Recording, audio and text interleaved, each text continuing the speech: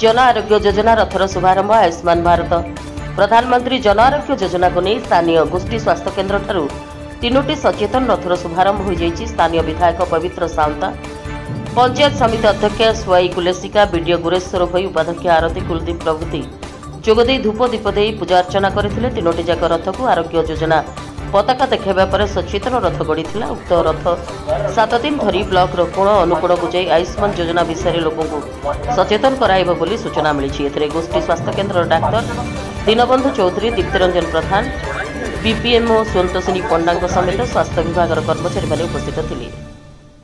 रोगी मानकर उपकार निमंते प्रधानमंत्री जन आरोग्य योजना आयुष्मान भारत प्रधानमंत्री जन आरोग्य योजनार शुभारंभ कार्यक्रम आरंभ होईछि।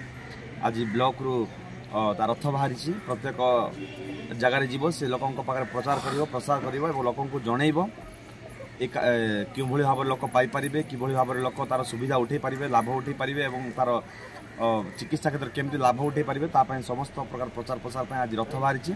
तेणु निहाती भाव में विगत दिन में जो बीएसके कार्ड थिला से हिताधिकारी मानू प्रथम प्रायोरिटी तो रही से प्रथम मिल जो मैंने नूतन भाव में आड हाँपाई चाहूबे से आसी जदि चिकित्सालय से साक्षात करते से नूतन भाव में पंजीकृत हो पार। जानी आप बीएसके कार्ड आगु 5 लाख टंका प्रत्येक परिवार प्रति मिलूला।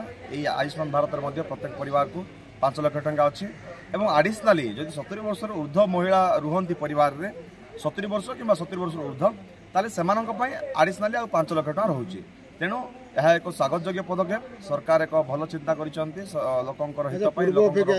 किसी बात पड़े कि ना से नहीं बात कहीं पड़े ना बर आहरी जोड़ी हेबे नुआ नुआ आहरी जोड़ी हेबे जो माने गत थर आड कर नथले कि बयस हो नथला कि विभिन्न कारण जो मान जग हो पारि नथले किंतु एबे समस्त को संजोग करा जिवो। अच्छा को माने भारत वर्ष पई योजना करा जायछि। तेणु सारा भारत वर्ष भितर हम ओडिसा मध्ये अछि, कोरापुट मध्ये अछि, लखीमपुर मध्ये अछि। तेणु समस्त यार लाभ उठे पारिबे, समस्त यार सुविधा पाई पारिबे एवं चिकित्सा क्षेत्र में जे माने लोक जो प्राइवेट हॉस्पिटल जाई हैरान होउछन हरकत होउछन बिल पेमेंट करिया समय रे एई कार्ड द्वारा से माने सुविधा रे निजर चिकित्सा करि पारिबे।